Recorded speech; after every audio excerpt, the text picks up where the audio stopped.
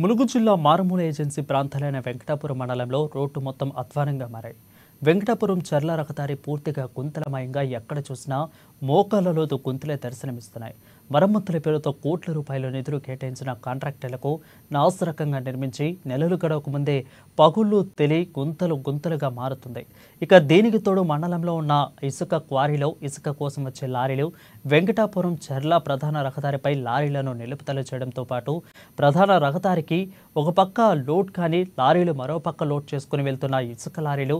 దీంతో నిత్యం వెంకటాపురం భద్రాచలం వెళ్లే ప్రయాణికులు లారీల వల్ల భారీగా ట్రాఫిక్ జామ్ అవుతూ ఉందని, అలాగే లారీల వల్ల వచ్చే దుమ్ము ధూళి రావడంతో తీవ్ర ఇబ్బందులు ఎదుర్కొంటున్నారని, ఇప్పటికైనా సంబంధిత అధికారులు స్పందించి ఇసుక కోసం వచ్చే లారీలను ప్రధాన రహదారిపై నిలుపుదల చేయకుండా చర్యలు తీసుకోవాలని మండల ప్రజలు ప్రయాణికులు ముక్త కంఠంతో కోరుకుంటున్నారు.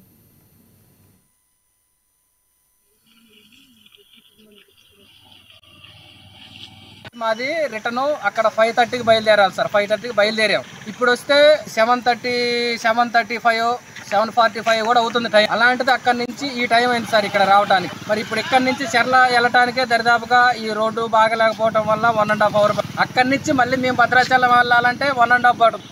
ఇలాంటి బాధలు మేము ఇవాళ ఒక రోజే కాదు సార్, రోజు పడుతున్నాం. ప్రతిరోజు ఈ బాధలు పడుతున్నాం. ప్యాసింజర్స్ బాధపడుతున్నారు, డ్రైవర్స్ కండక్టర్స్ బాగా పడుతున్నారు. 4:30-5 గంటలకు వచ్చినాం. అప్పటి నుంచి ఇప్పటికే 300-400 లారీలలో ఆగిపోయినాయి. 5 గంటల నుంచి ఇప్పటివరకు బస్సులు పిల్లలతో జల్లలతో చాలా ఇబ్బంది పడుతున్నారు. చిన్నపిల్లగాళ్ళు ఏడుస్తున్నారు. ఈ రోజు ఇదే పరిస్థితి. 400-500 లారీలు. ఇక్కడ అధికారులు కానీ ఎవరు పట్టించుకోవడం లేదు. రాజకీయ నాయకులు కానీ ఎలక్షన్ అప్పుడు తిరిగారు కానీ మళ్ళీ ఒకసారి వచ్చి కూడా తిరిగి చూసిన పాపాను పోలేదు. రేపటి నుంచి మేము ప్రైవేట్ ఆర్టీసీ బస్సులు లెక్కైతే మాత్రం మేము తిరిగే పరిస్థితి లేదు. మేము డ్రైవర్లను చాలా బాధపడతాను. మేము కూడా రేపటి నుంచి డ్రైవర్లను రాకూడదని